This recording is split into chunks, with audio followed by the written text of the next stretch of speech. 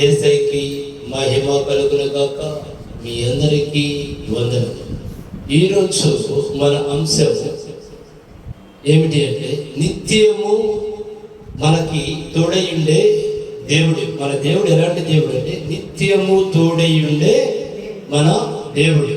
ఎందుకంటే ఆయన తోడు కనుక మనకి లేకపోతే మన జీవితాలు ఏ విధముగా ఉంటాయి అంటే అంత హీనముగా ఉంటాయి. అందుకే ఆయన నిరంతరము కూడా మనకి తోడై ఉన్నాడు.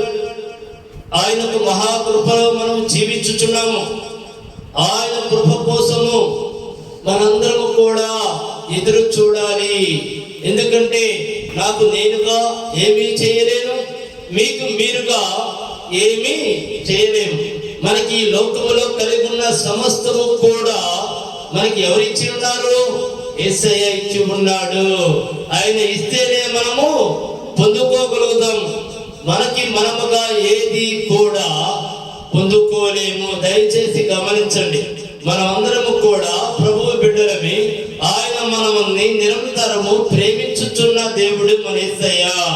కాబట్టి ఆయన మనకి తోడై ఉన్న దేవుడు, మనల్ని నిరంతరం రక్షించుచున్న దేవుడు, మనల్ని ప్రతి విషయంలో కాపాడుచున్న దేవుడు.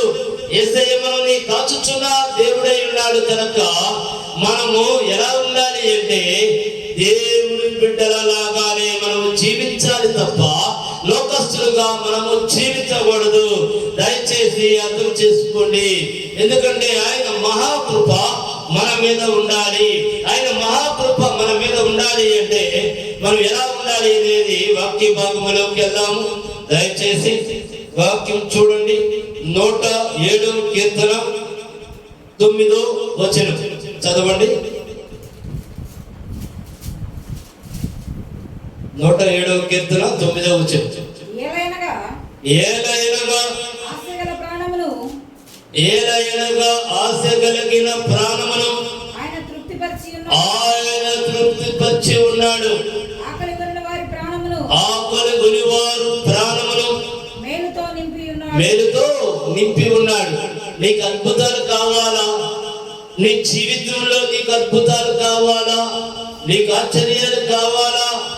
నీవు నీ కుటుంబము సంతోషంగా జీవించాలా? ఎవరి సన్నిధానానికి వస్తే నీకేం జరిగింది?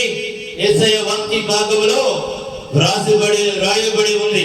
ఏమనుంది? ఆశపడ్డ ప్రాణమును తృప్తిపరిచే దేవుడై ఉన్నాడు. నీకు ఎన్నో ఆశలతో నీవు గనక ప్రభు సన్నిధానానికి రాకుండా, నీవు కనుక ప్రార్థన చేయకుండా, నీవు కనుక యేసయ్య వైపు చూడకుండా లోకం వైపు కనుక చూస్తున్నట్లయితే నీకు ఏది కూడా నువ్వు తృప్తి చెందలేవు. కారణం ఏమిటంటే ఇక్కడ యేసయ్య ఏమని చెప్పున్నాడంటే ఆశపడ్డ ప్రాణమును నేను తృప్తిపరిచే దేవుడును. నువ్వు ఏదైతే కోరుకుంటున్నావో, నువ్వు ఏదైతే అడుగుచున్నావో, నీకు ఏదైతే కావాలో నువ్వు నా దగ్గరికి రా, నన్ను చూడు, నన్ను స్తుతించు, నీ హృదయంలో నాకు స్థానమే, నీ పూర్ణ హృదయమని నాకు అప్పచెప్పు అని యేసయ్య మాట్లాడుచున్నాడు మనతో. మనమైతే ఏం చేస్తున్నామంటే లోకాన్ని ప్రేమిస్తున్నాం, లోకం వైపు చూస్తున్నాం, లోకములో ఉన్న వాటిని కోరుకుంటున్నాం. నిజమైన దానిని మనము కోరుకుంటున్నా. ఎలాంటిది నిజమైందంటే యేసయ్య ప్రేమ మనకి కావాలి. నువ్వు కనుక యేసయ్య ప్రేమను కనుక కోరుకున్నట్లయితే నువ్వు ఏమి ఆశపడ్డా నిన్ను తృప్తిపరిచే దేవుడు మన యేసయ్య అని వాగ్దానం ఇచ్చుచున్నాడు. ఎందుకంటే ఆయన వాగ్దానమని మనము ఎత్తిపట్టి ప్రార్థన చేయాలి. ప్రతి విషయంలో కూడా దేవా నువ్వు వాగ్దానం ఇచ్చిన దేవుడు తండ్రి, అయ్యా నువ్వు కనుక వాగ్దానం ఇస్తే భూమి ఆకాశములు గతించిపోయినను నీ వాగ్దానము గతించిపోదు కదా దేవా అని మనం ప్రార్థన చేయాలి. మన ప్రార్థన ఏ విధముగా ఉండాలి అంటే ఎంతో విశ్వాస సహితమైన ప్రార్థనగా ఉండాలి. నువ్వు యేసయ్యని ఏదైనా అడిగేవనుకో యేసయ్య నీకు అది ఇచ్చినట్లుగా నువ్వు చూడాలి. చూడకుండా కనుక నువ్వు ఎన్నిసార్లు ప్రార్థన చేసినా నువ్వు అడుగుతానే ఉన్నావనుకో, నువ్వు అడిగే వాడి దగ్గరే ఉంటావు, పొందుకునే వాడి దగ్గర నువ్వు ఉండలేవు. అందుకే మనము ప్రార్థన చేసే ప్రతి ఒక్కసారి లేని దానిని ఉన్నట్లుగా యేసయ్య చూడమన్నాడు. నీ ప్రార్థనలో నేను అడుగుతున్నప్పుడే యేసయ్య నీకు నువ్వు దేనినైతే అడుగుతున్నావో, నువ్వు దేనినైతే పొందాలనుకుంటున్నావో ఆశిస్తున్నావో దాన్ని పొందినట్లుగా చూస్తూ ప్రార్థన చేయాలి. అది బలమైన విశ్వాస సహితమైన ప్రార్థన. విశ్వాసం లేకుండా నువ్వు ఎన్నిసార్లు ప్రార్థన చేసినా ఆ ప్రార్థన ఫలించదు. దేనికి? నీ పూర్ణ హృదయాన్ని యేసయ్యకి అప్పచెప్పాలి. నువ్వు విశ్వాస సహితమైన ప్రార్థన చేయాలి. నీకు గొప్పేమో, నీ వల్ల కానిదేమో, కానీ యేసయ్యకి సమస్తము సాధ్యము కనుక యేసయ్య నాకు ఇది చేసినందుకు చెయ్యాలి. ఎన్నటికీ మీరు ప్రార్థన చేయొద్దు. దయచేసి మీరు ఆలోచన చేయండి. మీరు అడిగేది ఏదైనా కావచ్చు. మనకు అసాధ్యమేమో, యేసయ్యకి సమస్తము సాధ్యము కనుక మీరు అడిగేది ఏదైనా సరే పొంది ఉన్నట్లుగా మీరు ప్రార్థన చేయండి. యేసయ్య మీకు ఇచ్చినట్లుగా చూడండి. మీ మనోనేత్రాలతో చూడండి. నువ్వు దేనినైతే అడుగుచున్నావో అది యేసయ్య ఇచ్చినట్లుగా చూడండి. నా జీవితంలో నేను ప్రతి ఒక్కటి కూడా అల్ప విశ్వాస సహితమైన ప్రార్థన చేయను. విశ్వాస సహితమైన ప్రార్థన చేస్తా. నాకు ఏది కావాలో యేసయ్య నాకు అది ఇచ్చినట్లుగా నేను చూస్తూ ప్రార్థన చేస్తా. అందుకే నాకు యేసయ్య నేను ఏది అడిగినా నాకు ఆయన ఇచ్చే దేవుడు. ఆశపడ్డ ప్రాణమును తృప్తిపరిచే దేవుడు మన యేసయ్య. నీకు ఏమి కావాలో, నీకు అసాధ్యమేమో, యేసయ్యకి సమస్తము సాధ్యము కనుక నువ్వు ఏ విధముగా అడగాలి? నేను నా దేవుడిని అడిగాను, నాకు ఇచ్చాడు అని నువ్వు అలాగే ప్రార్థన చేయాలి. విశ్వాసాన్ని మాత్రం కోల్పోవద్దు. ఒక్కొక్కసారి నీ విశ్వాసాన్ని పరీక్షిస్తాడు యేసయ్య. ఇలాగే నన్ను ప్రార్థిస్తాడా, లేకపోతే లోకం వైపు తిరుగుతాడా, ఏ విధముగా ఉంటాడు అని ఒక్కొక్కసారి చూస్తా ఉంటాడు. నువ్వు ఒకటే పట్టి వదలకూడదు.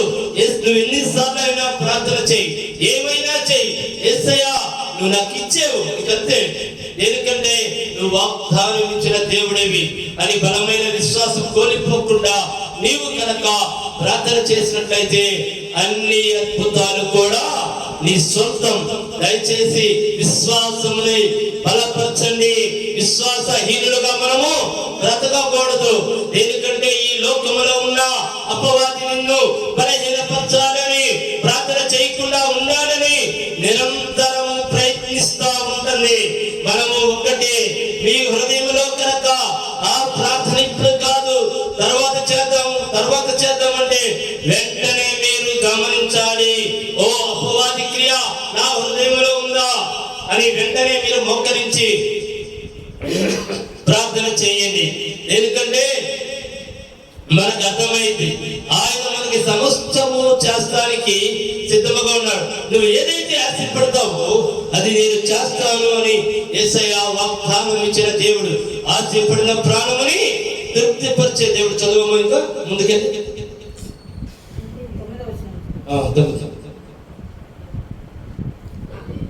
మరొకసారి చదవమ్మా. ఏలయనగా ఆశగల ప్రాణములు ఆయన తృప్తిపరిచి ఉన్నాడు. ఆకలి కొనివారు ప్రాణములు ఆయన మేలుతో నింపి ఉన్నారు. దయచేసి మీరు జీవితంలో ఏదవ్వాలనుకన్నా బాగా చదువుకున్న వాళ్ళు ఉంటారు. మాకు మంచి ఉద్యోగాలు కావాలి అనుకుంటారు. అంటే నువ్వు ఎంతగానో ఆశపడుచున్నావు. నీ ఆశ తీరాలి అంటే నువ్వు ఎవరి సన్నిధానానికి రావాలి? యేసయ్య సన్నిధానానికి రావాలి. నీ ఆశ ఫలించాలి అంటే నువ్వు ఎక్కడికి రావాలి? యేసయ్య దగ్గరికి రావాలి. యేసయ్యని ప్రార్థించాలి. అనేకమైన మంది దేనికంటే ఇల్లు కావాలి, మాకు ఆస్తులు కావాలి, మాకు మంచి ఆరోగ్యం కావాలి అనుకునే వారు వీళ్ళందరూ ఎంతో మంది ఉంటారు. అదే విధంగా వాళ్ళందరూ కూడా ఎక్కడికి రావాలి? దేవుడి సన్నిధానానికి, యేసయ్య సన్నిధానానికి రావాలి. వస్తే నువ్వు ఏదైతే ఆశపడుచున్నావో అది తప్పనిసరిగా నేను ఇస్తాను అని యేసయ్య వాగ్దానం ఇచ్చిన దేవుడు. మన దేవుడు ఎలాంటి దేవుడు? ఒక్కసారి వాగ్దానము గనక ఇచ్చాడంటే భూమి ఆకాశములు గతించిపోయినను ఆయన మాట గతించిపోదు కనుక ఆయన గొప్ప దేవుడై ఉన్నాడు. యేసయ్యకి మహిమ కలుగును కాక. మరొక వాక్య భాగానికి వెళ్దాం. 120వ కీర్తన 1 నుండి 2 వరకు వచనాలు. నా శ్రమలో నేను యెహోవాకి మొర్రపెట్టి తిని ఆయన నాకు ఆయన నాకు ఉత్తరం ఇచ్చెను. చాలమ్మా. నిజముగా ఇది ఒక మాటలో చెప్పాలంటే నా జీవితమే దీనికి ఉదాహరణ. నేను ఒక రోజుకి ఎన్ని గంటలు ప్రార్థన చేసేవాడిని అంటే, నా అనేకమైన శ్రమల కాలంలో ఉన్నా ఎటు నుండి సహాయం లేక, ఒక్క రూపాయి ఇచ్చేవారు లేక, లోకం వైపు చూసి విసిగిపోయి, దేవా నీవే నాకు దిక్కు, నీవే నా ఆశ్రయ దుర్గమ్మని రోజు మొత్తంలో యేసయ్య దగ్గర కూర్చొని కన్నీటి ప్రార్థన చేసేవాడిని. రోజుకి 5-6 గంటలు నేను దేవుడితో గడిపేవాడిని. అన్ని గంటలు నేను ప్రార్థన చేసేవాడిని. విశ్వాసం కోల్పోకుండా ప్రార్థన చేశా. ఎందుకంటే మనందరం కూడా విశ్వాస వీరుల్లాగా జీవించాలి తప్ప విశ్వాసహీనుల్లాగా మనము జీవించకూడదు. మనలో ఏముండాలి? ఈ లోకంలో మనకి ఏది ఉన్నా లేకపోయినా విశ్వాసం ఉండాలి. మన దేవుడు గొప్పవాడు. మన యేసయ్య సర్వశక్తి కలిగిన దేవుడు. మన యేసయ్యే సర్వాన్ని సృష్టించిన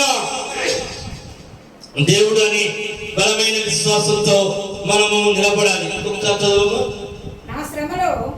నా శ్రమలో నేను యెహోవాకు మొర్రపెట్టితిని. ఆయన నాకు ఉత్తరం ఇచ్చెను. మీరు కూడా ఎలాంటి శ్రమలో ఉన్నా, ఎలాంటి ఇబ్బందుల్లో ఉన్నా, ఎలాంటి వేదనలో ఉన్నా, ఎలాంటి అప్పులలో ఉన్నా, ఎలాంటి శత్రు భయంలో ఉన్నా, ఎలాంటి దరిద్రంలో ఉన్నా, మీకు ఒకటే పరిష్కార మార్గం. ఏమనగా యేసయ్య సన్నిధానానికి రావాలి. అక్కడ మొరపెట్టు. నీ స్నేహితుల దగ్గర మొరపెట్టద్దు, మీ అధికారుల దగ్గర మొరపెట్టద్దు, మీ బంధువుల దగ్గర మొరపెట్టద్దు. నీ మొర ఎక్కడ మొరపెట్టాలి? యేసయ్య సన్నిధానంలో మొరపెట్టు. ఆయన నీకు ఉత్తరం ఇచ్చేవాడు. అంటే నీ కష్టములు తొలగించేవాడు. నీ కష్టాలు తీసేసే దేవుడు, నీ వ్యాధిని తీసేసే దేవుడు, నీ బాధలను తీసివేసే దేవుడు, నీ దరిద్రాన్ని తీసివేసే దేవుడు, నీ శత్రువుల్ని తీసివేసే దేవుడు ఆయన. ఎందుకంటే ఆయన సర్వశక్తి కలిగిన దేవుడై ఉన్నాడు. ఆయన మనల్ని సృష్టించిన దేవుడై ఉన్నాడు. ఏదైనా మనకి అసాధ్యమేమో కానీ యేసయ్యకి సమస్తము సాధ్యమై ఉన్నాడు. యేసయ్యకి మహిమ కలుగును గాక. మరొక వాక్య భాగానికి వెళ్దాం. 121వ కీర్తన 1 నుండి 8వ వచనం వరకు. కొండల తట్టు నా కన్నులు ఎత్తుచున్నాను. నాకు సహాయము ఎక్కడ నుండి వచ్చును? యెహోవా వల్లనే నాకు సహాయం కలుగును. ఒక్క నిమిషం చదువు. వాస్తవానికి నా జీవితంలో నాకు జరిగింది ఇదే. నేను యేసయ్య వైపు చూసే ప్రార్థన చేశా. యేసయ్యా, నన్ను ఆదరించే దేవుడు నీవే, నన్ను రక్షించే దేవుడు నీవే. అనేక రకాల అప్పులలో లోన్లు తీసుకొని కట్టలేక, వ్యాపారాలు లేక, ఏమి చేయాలో అర్థం కాక, ఈ లోకంలో నన్ను ఆదరించేవారు లేక ఏమి చేశానంటే నా కన్నులెత్తి యేసయ్యనే చూసా. కన్నీటి ప్రార్థన చేశా. అయ్యా, నా ఆశ్రయ దుర్గము నీవే. అయ్యా, నీవు తప్ప నాకు ఇంకా ఎవరునూ లేరయ్యా అని నేను నా కన్నీటితో యేసయ్య పాదాలు తడిపాను. ఆ నిజముగా ప్రార్థన చేసిన ప్రతిసారి కూడా నేను యేసయ్య వైపే చూశాను. ఆయనే నా ఆశ్రయ దుర్గం, ఆయనే నా సమస్తము. నీవు తప్ప నాకు ఇంకెవరూ లేరు ఈ లోకములో అని నేను యేసయ్య వైపు మొండిగా బలమైన విశ్వాసముతో నేను ప్రార్థన చేశాను. నాకున్న కష్టాలన్నీ తీసేసాడు, నాకున్న బాధలన్నీ తీర్చేసాడు, నాకున్న అప్పులన్నీ తీర్చేసాడు, నా మీద అనేక మంది శుద్ర ప్రయోగాలు చేశారు. అవన్నింటిలో కూడా పాల్గొలేడు. యేసయ్య గొప్ప దేవుడు. నువ్వెప్పుడైతే ఆయన సన్నిధానానికి వస్తావో నీకున్న అప్పు గాని, నీకున్న భయం గాని, నీకున్న వ్యాధి గాని, నీకున్న దరిద్రము గాని, నీ మీద చీకటి శక్తులు గాని, ఈ ఎలాంటి వ్యాధులైనా సరే అవన్నీ కూడా పారిపోతాయి. ఎందుకంటే ఆయన దేవదేవుడు. ఆయన సన్నిధానానికి నువ్వు కనుక వస్తే నీ దగ్గరికి అవి రాలేవు. నేను ఆ విధముగా ప్రార్థన చేసి నేను యేసయ్య సన్నిధానానికి నేను ఎప్పుడైతే దగ్గరయ్యానో అవన్నీ కూడా నాకు నాకు దూరం అయిపోయింది. వాటన్నిటిలో కూడా యేసయ్య పారదోలేడు. ఎలాంటి పరిస్థితి అంటే అప్పు తీసుకునే పరిస్థితి నుండి నన్ను యేసు నామములో అప్పిచ్చే పరిస్థితిగా చేసిన దేవుడు. ఆయన ఏమైనా చేయగలిగిన దేవుడు, సమస్తమును చేసిన దేవుడై ఉన్నాడు కనుక మన విశ్వాసము కోల్పోవద్దు. మనం బలముగా జీవించాలి. మన విశ్వాస వీరుడమే. ఎందుకంటే ఆయన గొప్ప దేవుడని ఫస్ట్ మనము నమ్మాలి. ఆయన సర్వశక్తి కలిగిన దేవుడని మనం నమ్మాలి. ఎందుకంటే నా జీవితంలో చేసిన యేసయ్య నీ జీవితంలో కూడా చేస్తానికి సిద్ధముగా ఉన్నాడు. ఇంకా చదువు. ఆయన భూమి ఆకాశములను సృజించినవాడు. ఆయన నీ పాదము తొట్టిల్లనివాడు.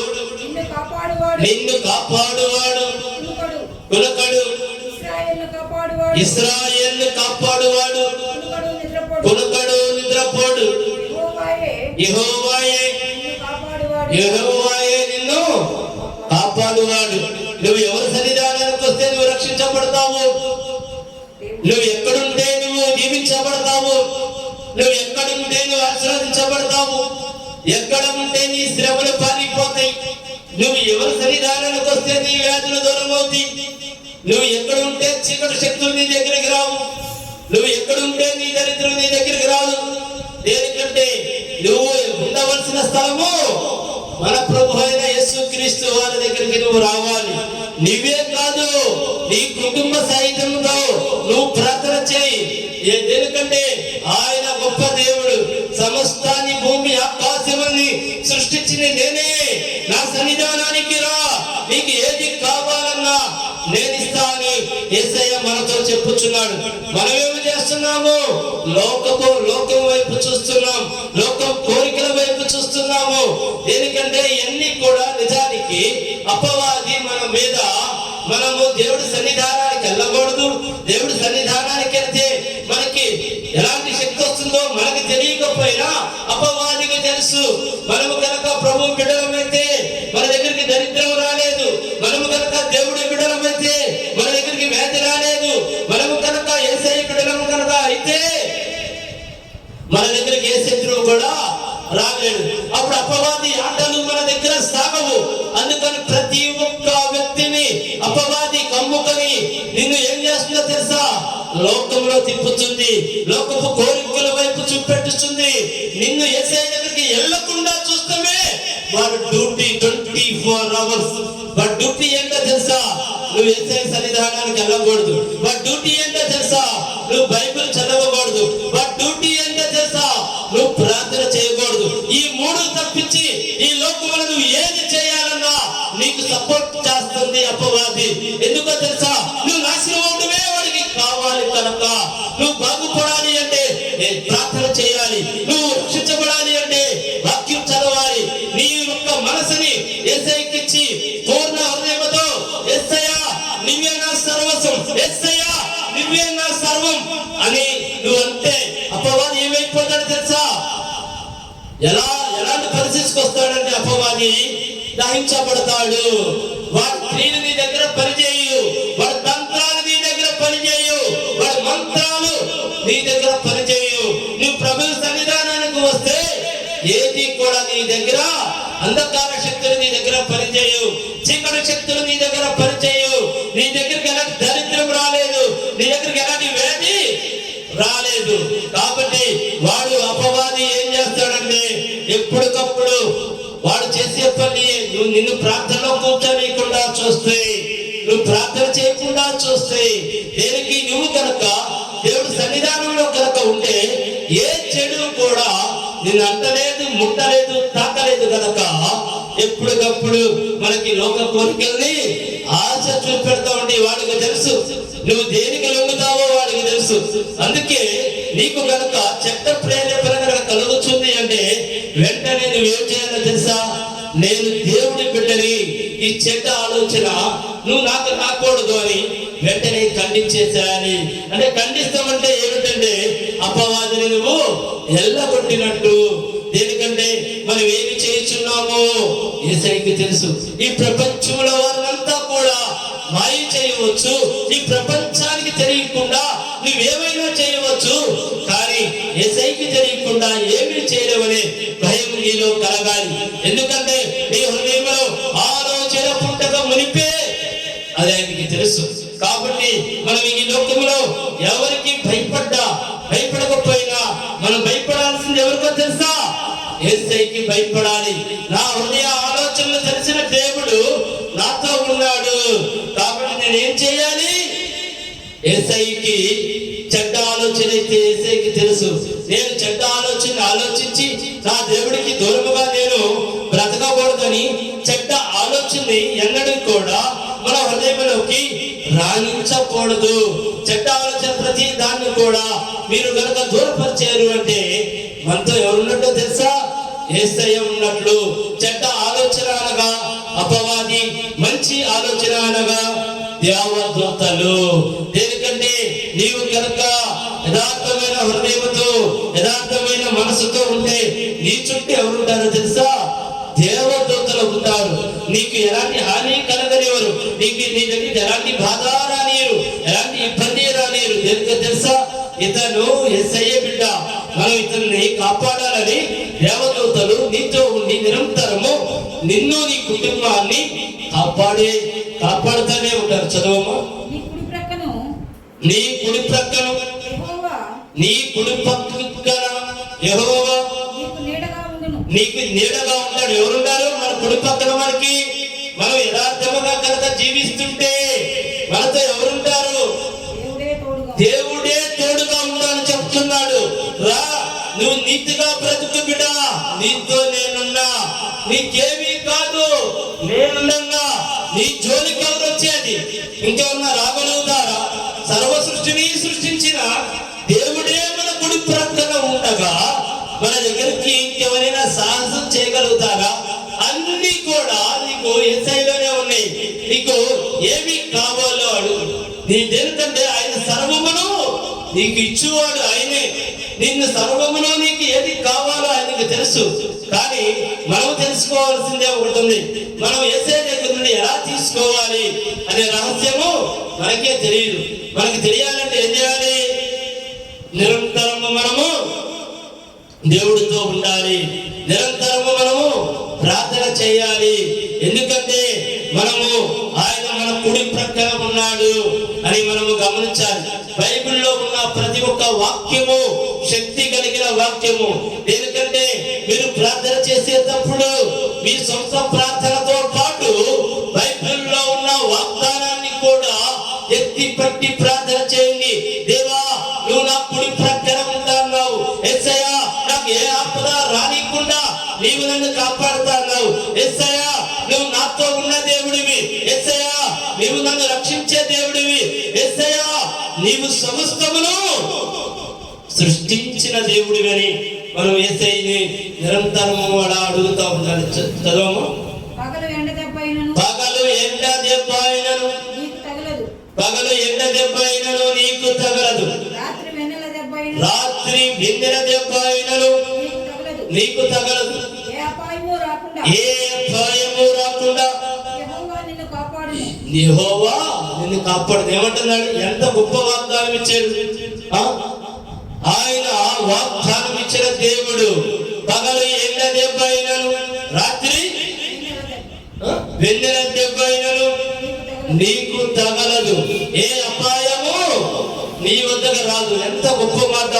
మన జీవితము ప్రార్థనలో గడుపుచుంటే మనకి ఏ అపాయం వచ్చిందా? ఇప్పటిదాకా నేను చెప్పింది అదే. మనం ఏ విధముగా ఉండాలి అంటే మనము పరిపూర్ణముగా యేసయ్యకి సమర్పించుకోవాలి. నీ పూర్ణ హృదయాన్ని యేసయ్యకి ఇవ్వాలి. నువ్వు దేనినైనా సరే ఎంతో నిరీక్షణగా ఎదురు చూడాలి. నా దేవుడు సర్వ సృష్టిని సృష్టించిన దేవుడు, నేను అడిగిన దాన్ని నాకు ఇచ్చాడు. ఇంకంతే బలమైన విశ్వాస వీరుల్లాగానే మనం జీవించాలి. ఎందుకంటే ఆయన గొప్ప దేవుడై ఉన్నాడు. నేను చెప్పే వాక్యము విశ్వాసం గురించే చెప్తా. దేనికంటే బైబిల్ మొత్తంలో కూడా ఎక్కువ విశ్వాసము గురించే ఉంటది. విశ్వాసం లేకుండా మనం 1000 ప్రార్థన చేసినా నీకు ఫలితం శూన్యము. ఎందుకంటే విశ్వాస సహితమైన ప్రార్థన చేయాలి. ఎందుకంటే ఇక్కడ మన యేసయ్య ఒకటే అడిగాడు నిన్ను, నువ్వు నన్ను నమ్ము. నమ్మటం అంటే ఏంటి? విశ్వాసం. నువ్వు నన్ను నమ్మితే నా మహిమను చూస్తావు అన్నాడు. దేనికో తెలుసా? ఆయన నీ కుడి పక్కన ఉన్నాడు. రాష్ట్రం మనం చదువు. ఏ అపాయము రాకుండా, ఏ అపాయము ఇక రాదు. నువ్వు ఆయన నమ్మేవనుకో, నిన్ను చూసి శత్రువులు పారిపోవాల్సిందే, నిన్ను చూసి అప్పులు పారిపోవాల్సిందే, నిన్ను చూసి దరిద్రం పారిపోవాల్సిందే, నిన్ను చూసి అంధకార శక్తులు కూడా పారిపోవాల్సిందే. ఎందుకు? ఆయన వాగ్దానం ఇచ్చాడు, నీ కుడి పక్కన ఉంటా అన్నాడు. నీకు ఎలాంటి అపాయము రాదని ఆయన వాగ్దానం ఇచ్చిన దేవుడు. దయచేసి ప్రతి సమస్యని మనం జయించాలంటే ఏం చేయాలో తెలుసా? బైబిల్లో ఉన్న వాక్యాన్ని ఎత్తి పట్టి ప్రార్థన చేయండి. యేసయ్యా, నువ్వు నా కుడి ప్రక్కన ఉంటాను వాగ్దానం ఇచ్చావు. నాయనా, నీ ఉండగా ఏ అపాయము నా దగ్గరికి రాదని వాగ్దానం ఇచ్చావు. దేవా, నువ్వు ఉంటే చాలు యేసయ్యా అనే పాట ఏ విధముగా అయితే మీరు పాడతారో అదే విధముగా మన ప్రార్థన కూడా అలాగే ఉండాలి. నీవు ఉంటే నాకు చాలు యేసయ్యా అని బలమైన విశ్వాసంతో మనము ప్రార్థన చేయాలి. ఆయనే మన గొప్ప దేవుడై ఉన్నాడు, ఆయనే మన సర్వాధికారి అయి ఉన్నాడు. మన ప్రార్థన ఎలా ఉండాలో తెలుసా? బలముగా ఉండాలి. మన ప్రార్థన పునాది ఎలా ఉండాలో తెలుసా? ఏ గాలి వానికైనా సరే, ఏ గాలికైనా సరే పడిపోయే విధంగా ఉండకూడదు. దేనికంటే అన్నిటిని తట్టుకొని నిలబడే విధంగా ఉండాలి. నువ్వు ప్రార్థన చేస్తున్నప్పుడు నువ్వు ప్రార్థనలో నిలబడకుండా అనేకమైన ఇబ్బందులు నీకు కలిగిస్తాయి అపవాది. వాడు ఎందుకో తెలుసా? నువ్వు కనుక ప్రార్థనలో గెలిచేవనుకో, వాడు నీకు సలాము చేసి నీ పాదాల దగ్గర ఉండాలి అపవాది. అందుకని అతను ఒకలాగా వెళ్ళకుండానే వాడు ప్రయత్నిస్తాడు. నువ్వు ప్రార్థన చేయకుండానే వాడు ప్రయత్నిస్తాడు.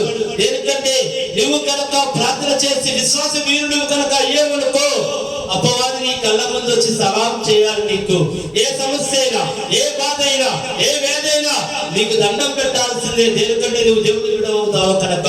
అందుకే వాడు ఎంతో జాగ్రత్త పడుతూ ఉంటాడు. ప్రార్థనలో మాత్రం నిన్ను ఎదగనివాడు, ప్రార్థనలో మాత్రం నిన్ను కూర్చోనివాడు. దేనికి? నువ్వు కనుక ప్రార్థనలో కనుక ఎదిగేవనుకో, వాడు నీకు నీ పాదాల దగ్గర ఉండాలి. అందుకని వాడు ఎప్పటికప్పుడు జాగ్రత్త పడిపోతూ ఉంటాడు. నువ్వు ఈ లోకంలో ఏమైనా చేసుకో, వాడికి పర్వాలా. దేనికి? ఈ లోకమంతా కూడా వాడి క్రియలు ఉంటాయి. కాబట్టి ప్రార్థనలో కనుక ఉన్నావంటే నిన్ను ప్రార్థనలో కూర్చోనియకుండా సమస్యలు తీసుకొస్తాడు, ఇబ్బందులు తీసుకొస్తాడు. వాటిని నువ్వు గమనించి ఏ సమస్య నన్ను ఏమీ చేయలేదు, నేను బాధల వైపు చూడను, నేను వేదన వైపు చూడను, నేను సమస్యల వైపు చూడను, నేను యేసయ్య వైపు చూస్తున్నా అని కనుక నువ్వు బలమైన విశ్వాసంతో ప్రార్థనలో కనుక ఉంటే అవన్నీ కూడా నీకొచ్చి సలాం చేసి వెళ్ళాల్సిందే. నీ మార్గాన్ని సిద్ధపరచాల్సిందే. నీ మార్గానికి ఎదురు రాలేవు. ఎందుకో తెలుసా? నువ్వు దేవుడి బిడ్డవైతే నీ చుట్టూ వెలుగు కమ్ముకొని ఉంటుంది. నువ్వు దేవుడి బిడ్డవు కనుక, యేసయ్య బిడ్డవు కనుక అయితే నీ చుట్టూ దేవదూతలు ఉంటారు కనుక. ఇది మొదలుకొని నిరంతరము నీ రాకపోకలందు యెహోవా నిన్ను కాపాడు. ఏమంటున్నాడు ఇక్కడ? ఇది మొదలుకొని నీ రాకపోకలందు నిరంతరము యెహోవా నిన్ను కాపాడు. మనం ప్రార్థన చేసేటప్పుడు ఇలాంటి వాగ్దానాలని ఎత్తిపట్టి ప్రార్థన చేయండి.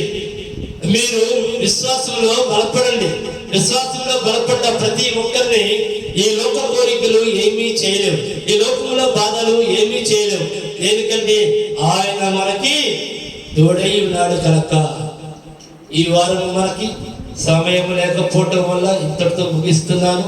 రేపు వచ్చే వారము మళ్ళీ చెప్పుకుందాము. దయచేసి కనులు మూసుకుంటే ప్రార్థన చేస్తున్నాం.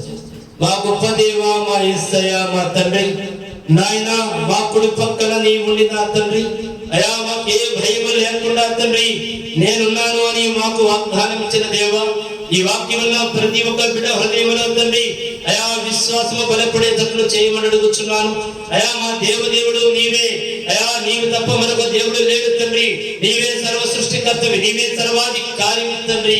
యేసయ్యా మా దేవుడు నీవే అని ప్రతి ఒక్కరు తండ్రి బలమైన విశ్వాసంతో తండ్రి అయా మిమ్మల్ని నమ్మి తండ్రి అయా మిమ్మల్ని బలమైన విశ్వాసంతో ప్రార్థన చేసే విధముగా తండ్రి ప్రతి బిడ్డని చేయమని నజరేయుడైన యేసుక్రీస్తు నామములో ప్రార్థించి అడిగి వేడుకొనుచున్నాను మా ప్రియ పరలోకపు తండ్రి. ఆమేన్ ఆమేన్ ఆమేన్. మీ అందరికీ వందనములు. మా అడ్రస్ మదర్ తెరిసా వీధి, ఐతా నగర్, గుంటూరు జిల్లా. మా ఫోన్ నెంబర్ 9849844862. మరొకసారి చెప్తున్నా, మా అడ్రస్ మదర్ తెరిసా వీధి, ఐతా నగర్, తెనాలి, గుంటూరు జిల్లా. మా ఫోన్ నెంబర్ 9849844862. మీ అందరికీ వందనాలు.